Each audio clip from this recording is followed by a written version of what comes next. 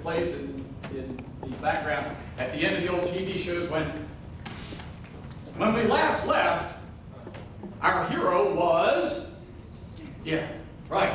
So, and that's what we're doing. We're talking about Joseph, and when we last left, Joseph had been in a pit. His brothers had thrown him in there. He then was taken out by one group of travelers who sold him to another group, who then sold him to Potiphar, the general in Egypt. And that's where we last left him. And even though that didn't seem to be great, it beat the heck out of being in the pit. And we had talked that when you're in the pit, there is really only one way out. One of the greatest things we talked about is, you're in this pit, and there's dirt or whatever on the bottom, here, and we get in there and we forget that there's only one way to go like this. And so often we go like this and we begin to look up and we think, oh, God's way up there. And yet we read in Psalms last Sunday, Psalms said that God leans down from heaven, reaching down and listening to our prayers and answering them. This is the image that in the pit. And my guess is that if you're not in a pit now, as we said before, you have been, or unfortunately, before your life is out, you'll probably end up in another one. And pitfalls are real life, and they're discussed here in the Bible. Now, one of the pitfalls in life that are really bad, as you see in the title, is we're going to talk today about being stabbed in the back. And unfortunately, we either have participated in, or I will guarantee it has happened at least once, if not more than once, and I dare say, and I hate to say, that it may happen again. But what happens is, with a term or phrase, a cliche like stab in the back, it has become so routine that we can kind of joke about it, and we're very serious about it. We're very hurt when it happens, but we don't understand where it came from. And understand this stab in the back is really, really meaningful. First, there may be some of you in the room who have been physically stabbed. That may have happened in your life. It may have happened, it's not simply, but you may have done it to yourself. Unfortunately, some of you may have had it done to you. Fortunately, most of us probably did not. But we have done things, and I've talked to folks who have done something where they've severed a finger or severed a toe or something. And what's interesting is when that happens, often the first response is not pain. For some reason, there seems to be this shock, this protection from God, that it's like, oh my gosh. You know, a few years back, if you guys know that I didn't lose any of mine, but I put mine into a snowblower where they weren't supposed to go. And when it first happened, I felt the thump of my hand. I pulled my hand out, my glove was on, I went, wow, I lucked out because the glove wasn't even torn. So then I took the glove off, and when I looked at the glove, well, it didn't tear the glove, but it did a number on the skin and the bones in my two fingers.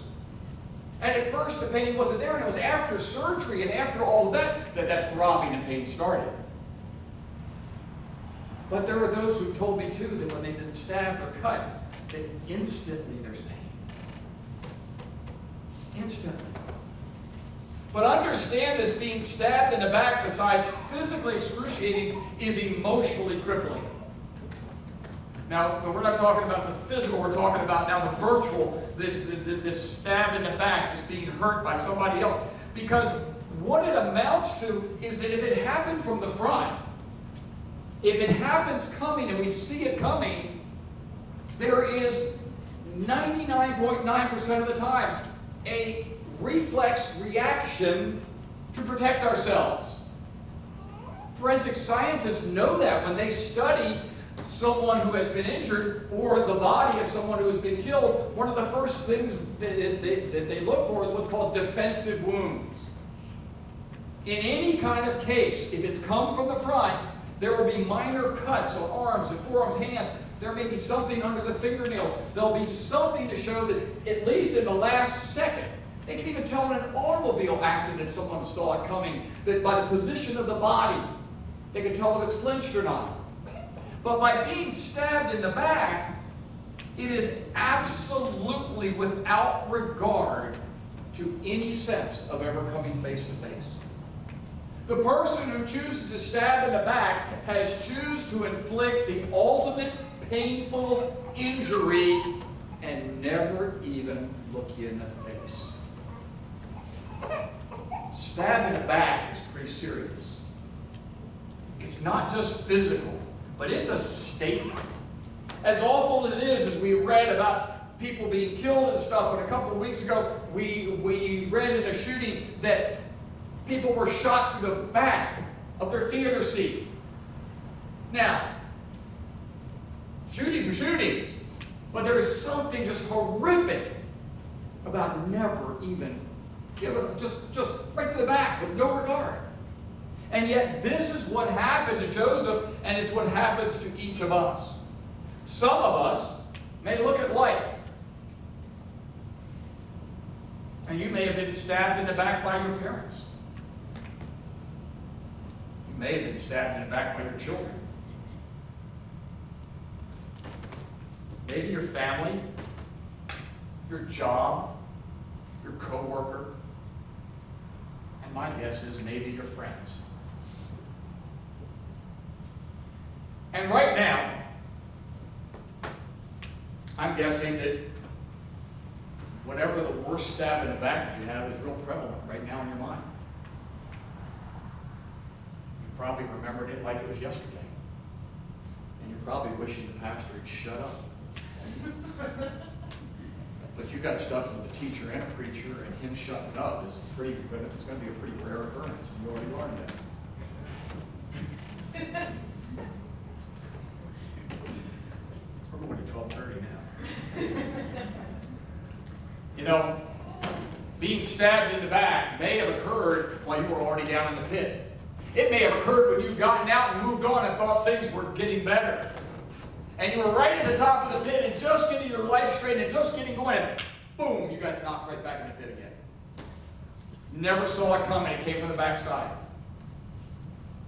But I'm here to tell you the message for today is not about the stab in the back. Because unfortunately, we hope that we can prevent it from those of us who hear the word and choose to follow Christ. We hope that you will not be that person. That I will not be. However, there is no guarantee in anything that evil will not continue in your life. We talk about that week after week after week. You need to understand evil will be there. We need to be prepared for it. And what God will do with you when He knocks you back in the pit, when you get backstabbed in that pit, is that, as we said last week, we're going to grow character traits. And I know it's not great. I've shared the story in the past when I was coaching girls at Alpha High School, and we were about 1 and 8. And I talked to them, and I'd always tell them that, you know, in these situations, that we're going to have integrity, and we're going to have character, and we're going to play the game the right way. And we were in a game that we thought we might have a shot at. And the day before, I'm meeting them at practice, and I told them, I said, we've got a shot at this, but if we don't, I said, we are learning, and you guys have showed great character. And one of them raised their hand, and he said, Coach, with all due respect, we're tired of building character. And tomorrow's going to be our day. Guess what? I learned something about one of those girls I didn't know before. But look at the handout, and on your handout this morning, you'll see right at the top, it says integrity. So what this message is going to be about today is that when you're in the pit, said last week we talked about Joseph growing perseverance. That he was in the pit, taken out of the pit, thought he was out, sold into slavery, thought maybe this was it, sold into slavery again, and now he's at Potiphar's house and things are going well. But God is going to grow character traits when you are in the pit. Starting at verse 39. Verse 1 in chapter 30 and 39. Now Joseph had been taken down to Egypt. Potiphar, an Egyptian, who was one of Pharaoh's officials, the captain of the guard, brought him from the Ishmaelites who had taken him there. Now verse 2. The Lord was with Joseph so that he prospered. It does not say that Joseph was in a good place. But the Lord was with him and he prospered. And this is the different message that as Christians that we need to understand. That in the midst of this pit, the Lord was with Joseph because Joseph believed and had faith. He lived in the house of the Egyptian. His master saw the Lord was with him. The Lord gave him success in everything that he did. Joseph found favor in the eyes and became his attendant. It said Potiphar put him in charge of his household. He entrusted to his care everything he owned. Now Joseph was a slave. He was in charge of everything. This isn't uncommon, though, all throughout history, in the midst of horrible events of slavery or capture or whatever it is, sometimes some owners understand and see the goodness in that person. Or was it that God grew it like he did in Joseph? And that's what he was doing. And it says then at the end of verse 5, from the time that he put him in charge of the household and all that he owned, the Lord blessed the household of the Egyptian. So he blessed this non-believer dude? Why? Because of Joseph. The blessing of the Lord was on everything that Potiphar had, both in the house and in the field. Marriage was good, life was good, the crops were growing, everything was wonderful. So Potiphar left everything in Joseph's care and he went off on a trip. Now, this did not mean that the Lord was condoning what Potiphar was doing. There's a difference here. The Lord was blessing Joseph, who was a true believer, and Potiphar was getting the benefit of that because Joseph was honoring what was a bad situation as a slave or as a servant, but doing what he had to do to be honoring what God had done in his life, living the Lord's faith. So everybody saw it. And what did he get? He got rewarded for it. Now, next verse, at the end of verse 6. Now, Joseph was well built and handsome. Okay, guys, said every guy in the room. Come on, you all want to do it. Come on. I know. And all the women want to do exactly that. That's what they did last time. It's okay. Doesn't hurt too bad. See? He was well built and handsome. And after a while, his master's wife, she took notice of him, and she said, in my translation, like it's a little more direct, "Come to bed with me." Now here comes the lesson in integrity. Verse 8, but he refused. He looks at me and says, "But with me in charge," he told her, "my master does not concern himself with anything in the house. Everything he owns, he has entrusted to my care." Folks, some of us are old jocks and all. I've heard this, we heard it before. Character and integrity is what you do when nobody's looking. That's what it's about. Oh, but nobody will see me. Joseph knew. It didn't matter. Trust me. Potiphar's wife, who doesn't even get a name, I don't know if you realize it, but all through this, she doesn't get a name. And there's a couple reasons for it. One, because she's kind of held in low esteem. Because guess what? This wasn't the first guy in the house that she'd been after. I'll guarantee you. This is not the first. The second is that she doesn't have a name because she could be anybody and anything. And that's the word for us. Where's your integrity? There it is. Doing one thing, doing the right thing when no one is looking. She is there. So he looks at that and he says, no, one is greater in this house than I am. Or he says, no one is greater in this house than what I am. My master withheld nothing from me except you, because you are his wife. How then could I do such a wicked thing? Here it is. Listen, big theological point here. How could I do such a wicked thing? How could I do an awful thing like commit adultery with my master's wife? Commit adultery, period. But then basically with my best friend, with my friend's ex, with my whatever it is. Said, how could I do it? But the second part is the real issue. The second part is he's withheld nothing except you. How could I do such a wicked thing and sin against God? Yeah, I could commit adultery, and that'd be bad. It wouldn't be the moral thing. It wouldn't be the right thing. It wouldn't be the friend thing. It wouldn't be the good thing. However, the big issue is if I do it, I sin against God. That's the big one.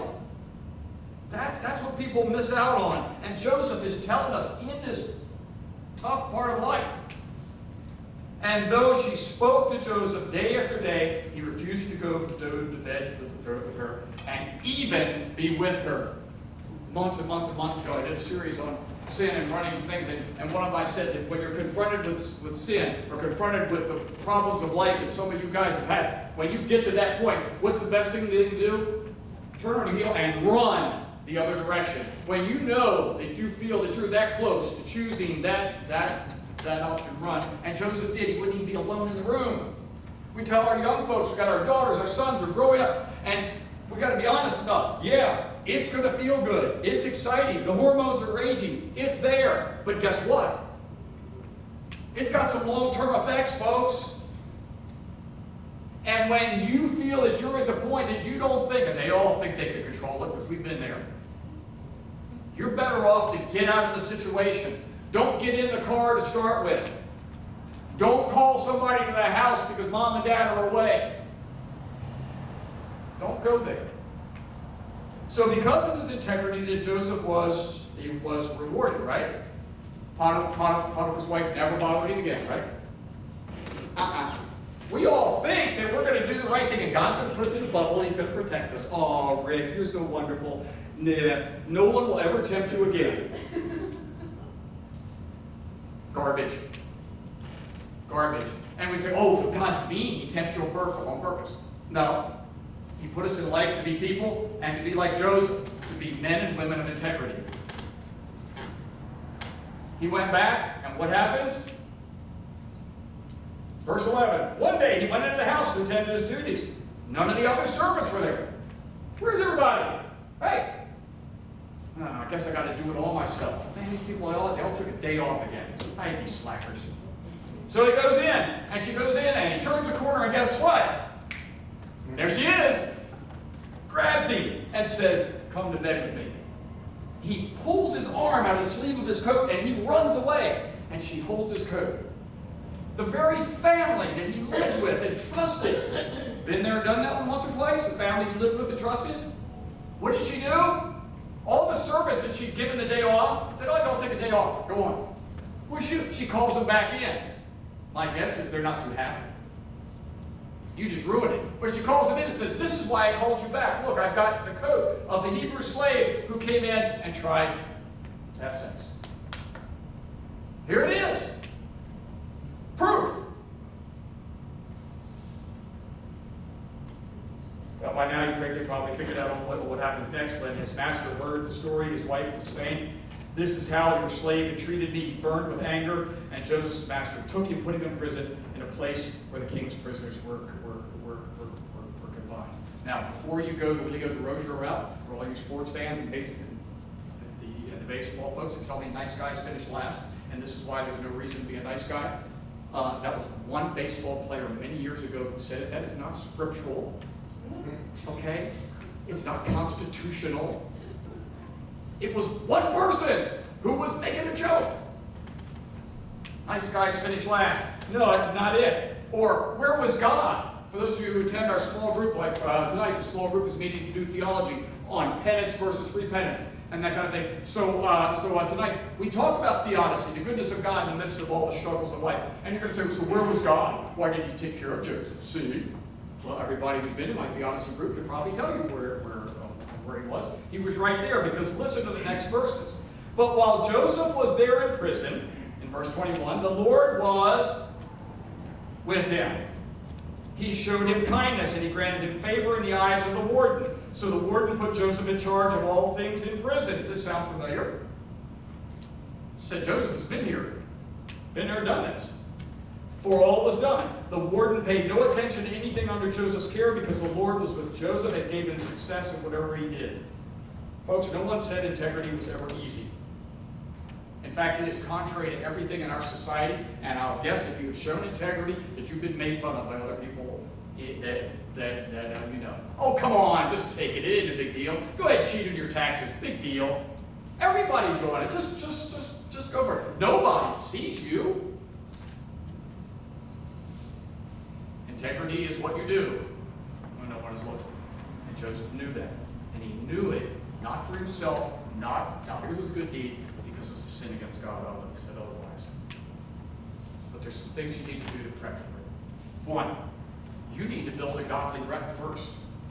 You need to work on a godly rep now before someone stabs you in the back, and then you have to defend yourself. Folks, do you know what the punishment for having adultery or having adultery with one of the government leaders' wives was? Anybody? Death. After trial? Oh no. Instantly. Why wasn't Joseph killed? Why? Because he had a godly rep. Even Potiphar put him in prison. Trust me, folks, my guess is that Potiphar wasn't as dumb as he looked. And he probably had a little sense for what Mrs. Potiphar was doing occasionally. He could have been really been out of it. Maybe he got stabbed in the back. But I'm thinking he looked at Joseph and he said, and the workers and everybody said, this is a guy, he'd never do this. That's the person that you want to be. I can't believe that person would ever do that. Because he built a godly rep from the beginning. That was the difference. Folks, when I taught school, there would be kids who would come in and a kid would really mess up, he'd do something really dumb, or even not do his homework or something. And if it's the first time, I will tell you, not that it's a favorite, but there's no background that this kid makes a habit of this. Guess what? He or she gets a little more slack than that other kid who has been into my office every day of the week for the last 2 weeks saying, oh, this happened in my homework, and that happened, and this happened. You know, there's a point at which you go, I'm sorry, your rep isn't so good. As Christians, we need to build a godly rep. 2, do not respond to the attack when your emotions are high. I don't care if that's in your relationship, but that's particularly in your family and things. Folks, there is nothing good going to happen in the first minute after you've been stabbed in the back in your reactions. It's just not. It's not going to be good. Regrets are usually developed when we respond in haste to anger. In fact, Proverbs chapter 14 and verse 7 says, a man / woman with a quick temper acts foolishly. 3, I know you're not going to like this one. No revenge. Sorry. In 1 Thessalonians 5, in verse 15, see that no one repays anyone evil for evil, but always seek to do good to one another and to everyone. It doesn't matter that you feel good at the time. You don't feel good at the time, but in the long run, you know and I know we've been there and we've lived it, that revenge grows in us and we hate ourselves for it in the long run, and it never leaves. It was good that instant. You know, like that chocolate, the dessert in the middle of that weight loss plan that you had.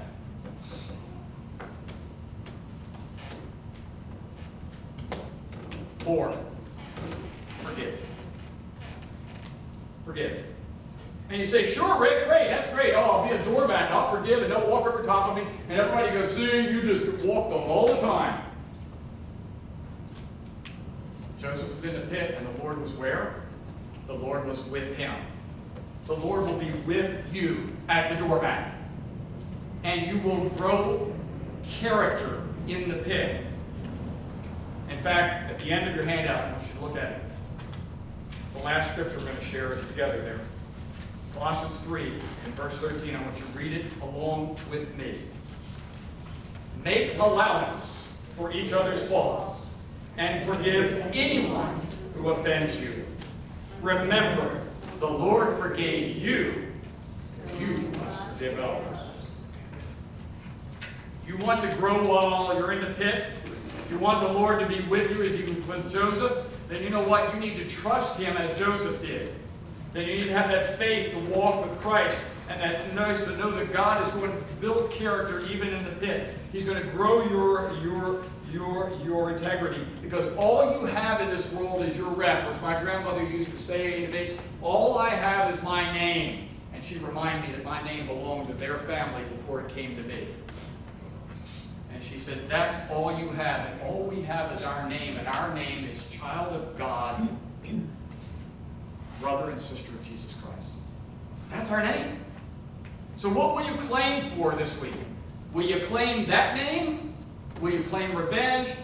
Or will you, in the pit or out of the pit, grow in your personality and grow character, emphasizing integrity? Let's join in singing our next song.